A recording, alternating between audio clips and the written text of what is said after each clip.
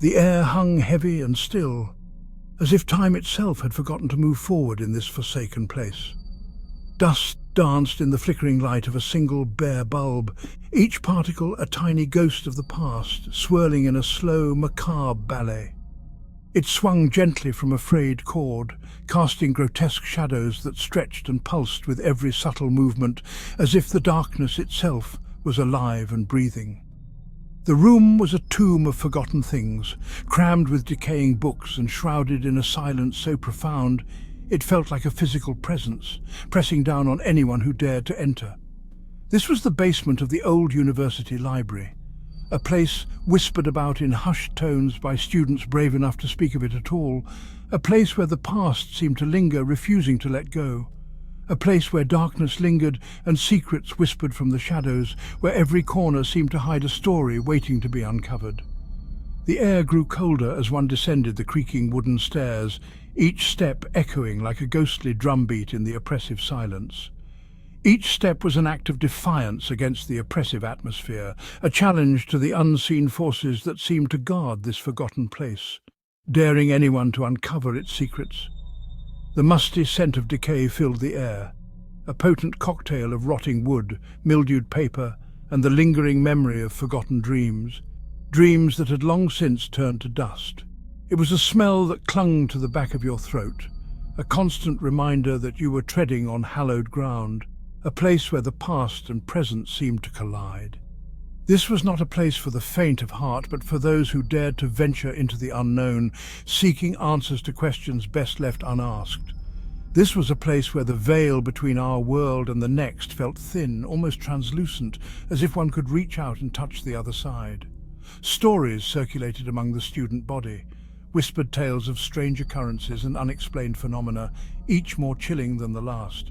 Footsteps echoing in the dead of night, disembodied whispers carried on the wind, and the unsettling feeling of being watched by unseen eyes all contributed to the legend of the Forbidden Room. But the most disturbing rumor of all, the one that sent shivers down the spines of even the most skeptical students, was the legend of the cursed videotape. A tape that was said to hold unimaginable horrors. A tape said to contain images so horrific, so deeply unsettling, that it drove those who watched it to the brink of madness, leaving them forever changed, haunted by what they had seen. The tape was rumored to be hidden somewhere within the basement, waiting for the next curious soul to find it, to unleash its dark secrets once more.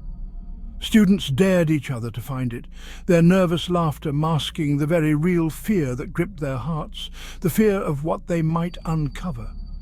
And for those who did find it, the experience was said to be life-altering, a journey into the darkest corners of the human psyche, a test of their very sanity. The Forbidden Room remained a place of mystery and dread, a place where the past and present intertwined, and where the line between reality and nightmare was blurred beyond recognition. And so the legend of the Forbidden Room lived on, a chilling reminder of the unknown horrors that lurk just beyond the edge of our understanding.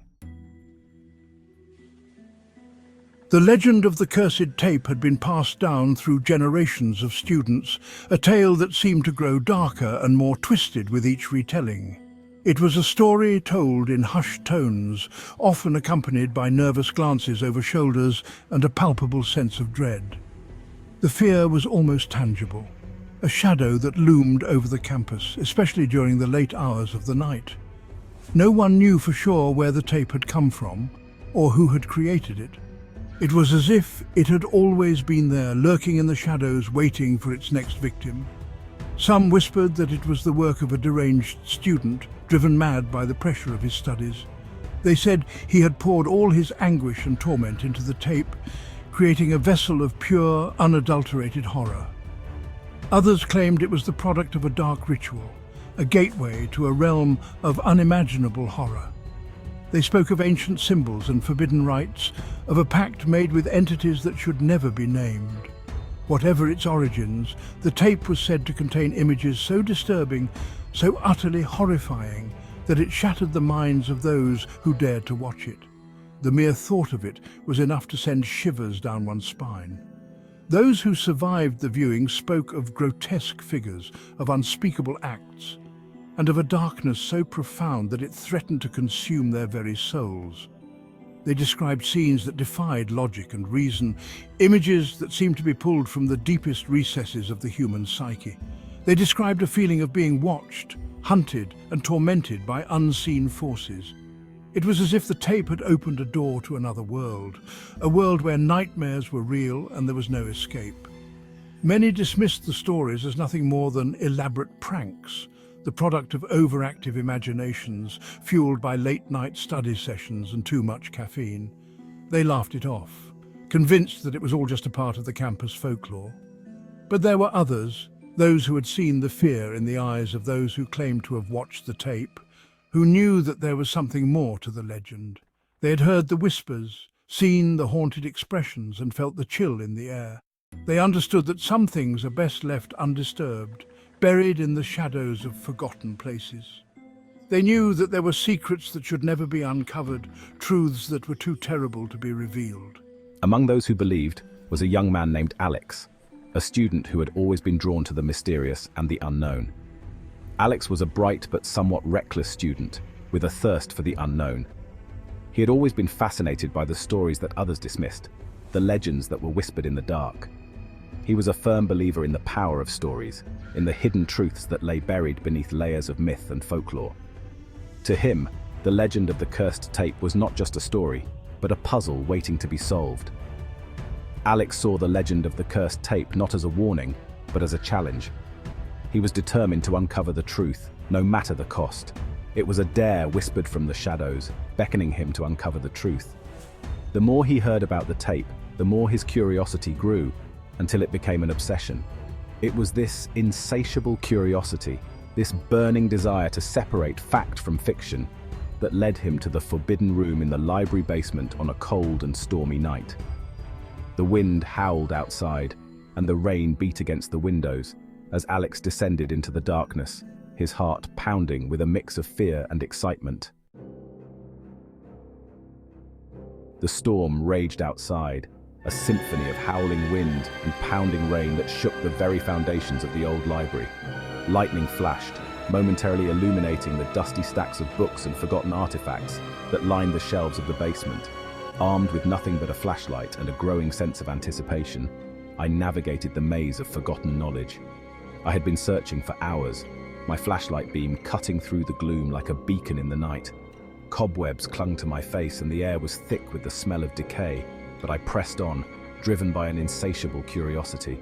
I was determined to find the legendary cursed tape, the one rumored to drive viewers mad. Finally, just when my hope began to dwindle, I stumbled upon it. Tucked away in the farthest corner of the basement, hidden beneath a pile of rotting textbooks, was a small wooden box. It was ornately carved, its surface covered in strange symbols that seemed to writhe and shift in the flickering light of my flashlight. My heart pounded in my chest as I reached out and lifted the lid. Inside, nestled on a bed of faded velvet, lay a single VHS tape. The plastic casing was cracked and yellowed with age, and the label, handwritten in shaky, almost frantic letters, simply read, "Do not watch." A shiver ran down my spine as I picked up the tape, my fingers tracing the outline of the warning. It was a warning I had no intention of heeding. The flickering light of the television screen illuminated my face, casting my features in a ghostly pallor. The room was bathed in an eerie glow, shadows dancing on the walls as the light flickered unpredictably. I sat alone in my dorm room, the curtains drawn tight against the storm raging outside.